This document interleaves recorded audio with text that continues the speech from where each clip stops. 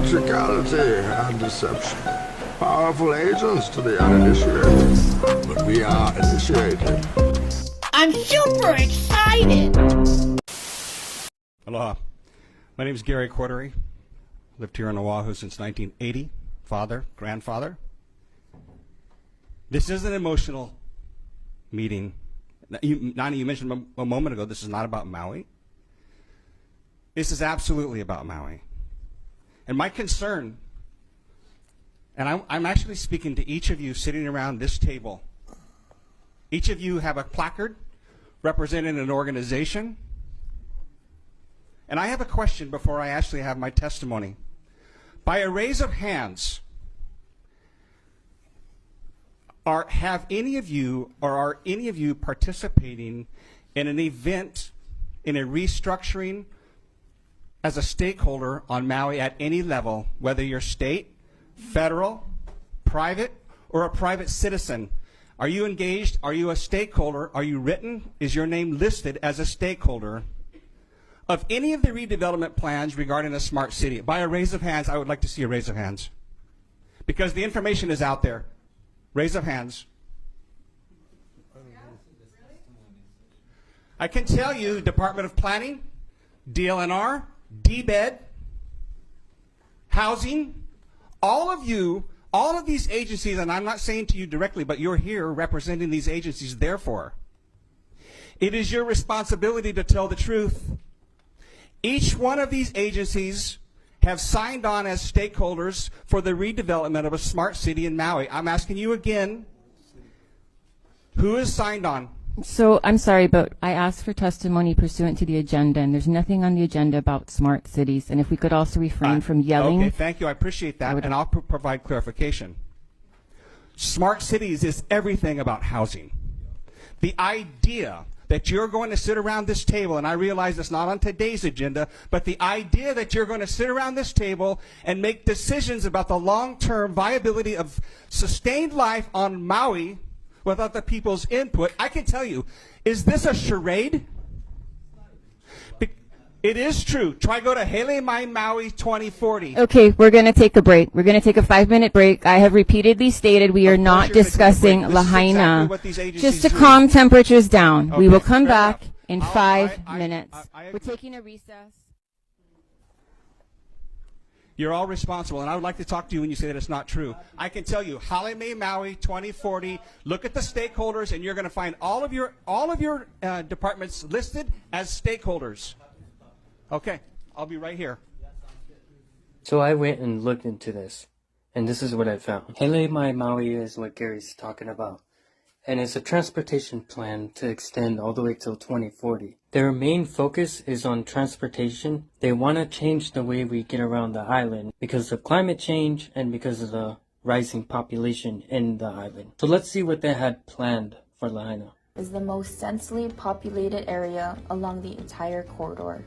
Passing through Lahaina to reach Keawe Street, the determination of the final alignment will be based on the timing of other planned projects in this area. Alternatively, the alignment may travel Makai along the Sugar Cane train tracks parallel to Malu Street. This is just one of the projects they have planned for Lahaina. There's very, very many. That's why she said this will determine on future projects. Out of the many, many future projects, one of them is going to be housing. They're going to build a bunch more houses. They're crying. Yeah, it's heavy right now. You should feel that heaviness because this was not a natural disaster. And I would like actually samples taken from the soil. You guys put the screen up. You won't let anyone see what's going on inside. But we know very well that you guys, as the third largest stakeholders, the state, do want that land and can take it when you deem it a natural disaster. And that is disgusting. And that is why I'm also here today, because someone needs to call that out. We wanted the samples right away. You guys stopped the people from going in. It's just awful. Think of this as numbers for buildings, for money. What about the people? What about the families that have been destroyed by this fire? And for the record, I will say this. It was not a natural disaster. This emergency proclamation is a fall. And let me tell you why. Because all of the hearings you hear, all of the testimony you hear, all of the social media you hear, it connects the dots to what's happening in Lahaina. Lahaina was our first United Kingdom capital. Funny how all the common people were taken out in one fell swoop of a fire. Hi, my name is Jessica Wertheim. I was born and raised in Haiku, Maui. I am a mother, and I am a child of this living, breathing earth. I do not consent to AI control. I do not consent to smart cities. And I 100% know with every fiber of my being that this was not a natural disaster. This was a planned attack. There are many, it's a 1 + 1 + 1 = 3 equation. You cannot call me a conspiracy theorist for being a critical thinker. Did you know that the CIA, the corrupt CIA, invented the words conspiracy theorist as a way to gaslight people for speaking up on the truth? I am here to protect the Mother Earth, where I came from. I don't care that I was born in Maui, okay?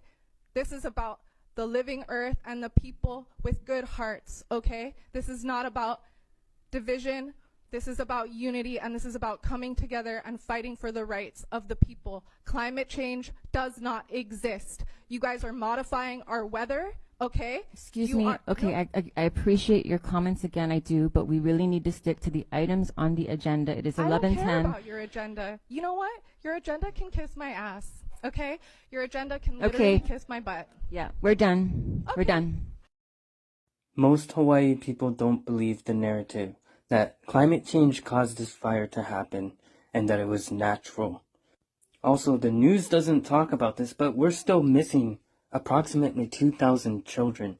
This is from the Department of Education, so this isn't even from anywhere else. This is straight off of their website. 2,000 kids missing. Survivors of the Maui Fire say that they received no warning and that the flames appeared so quickly that escape was difficult. Everything was suddenly in flames, and many found refuge in the ocean for hours while their homes burned to the ground and into the same powdery ash footprint we've seen in recent years. So far, it is estimated that nearly 1,000 people have died. Locals are worried this includes hundreds of children who were home due to school being canceled that day.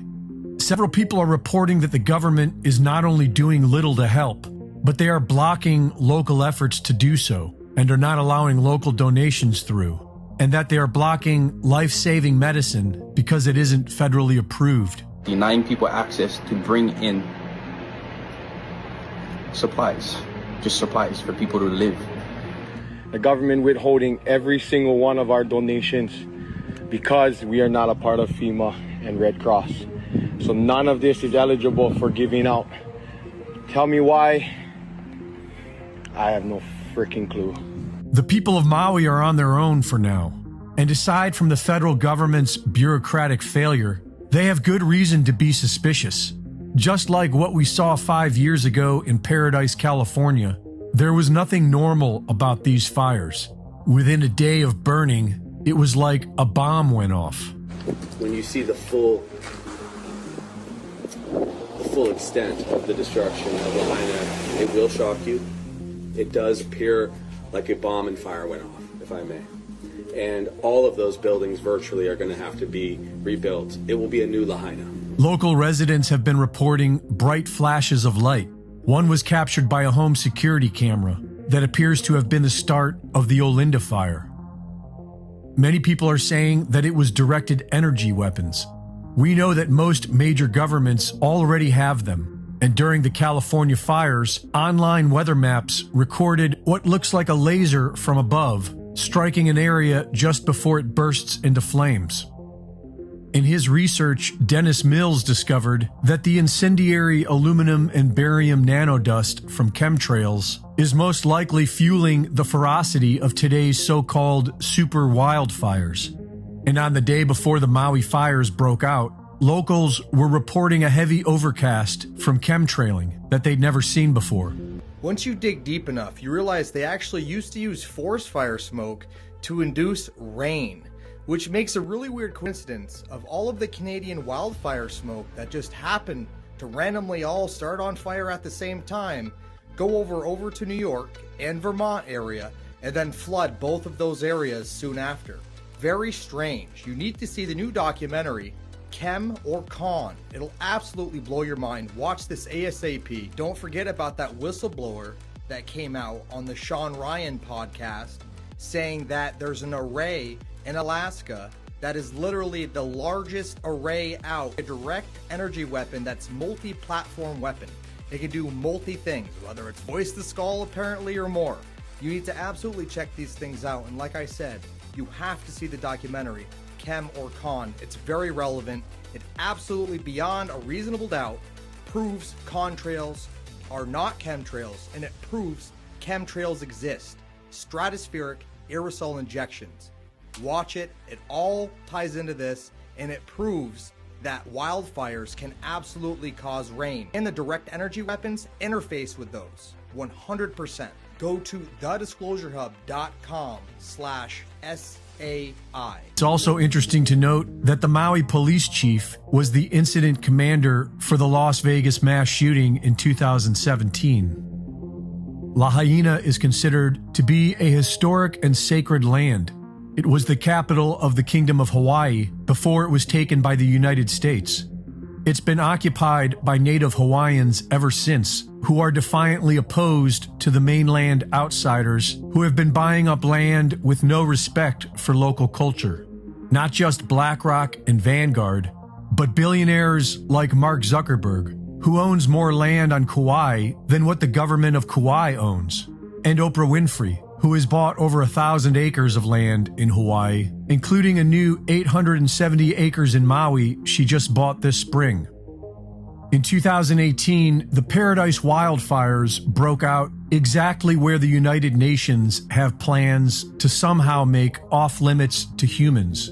And that same year, a report on wildfire prevention was published that was focused on the exact same areas in Maui where the fires just broke out. All the historic downtown, all of it is demolished and all the houses gone. But those commercial big box stores are still there. Hawaii Governor Josh Green has been putting the World Economic Forum's Great Reset agenda ahead of Hawaiian interests. Just weeks before the fire, he unveiled an emergency proclamation on housing that eliminates the traditional Land Use Commission, allowing the government more leeway to build as they see fit, such as building 15-minute smart cities run by artificial intelligence, just like they've been planning to do in Hawaii for years. At some point, I will make a major donation after all of the smoke and ashes have settled here and we figure out what the rebuilding is going to look like. This is going to be a long and difficult process. You're going to see a lot of Phoenix stories rising from the ashes here. Reporting for InfoWars, this is Greg Reese.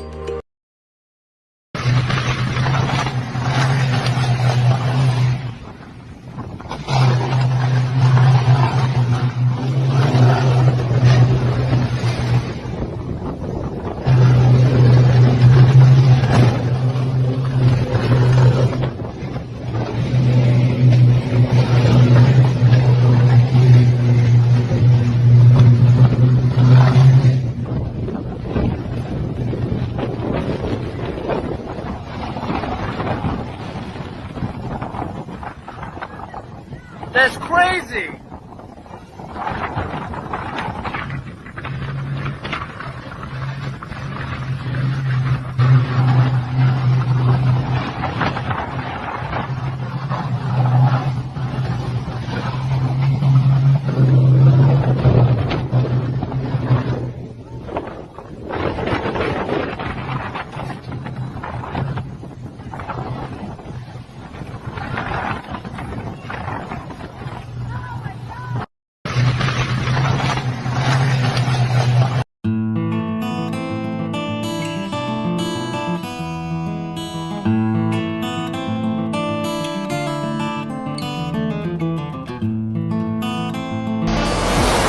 Striker 4-0 on final. All lights on. Engage.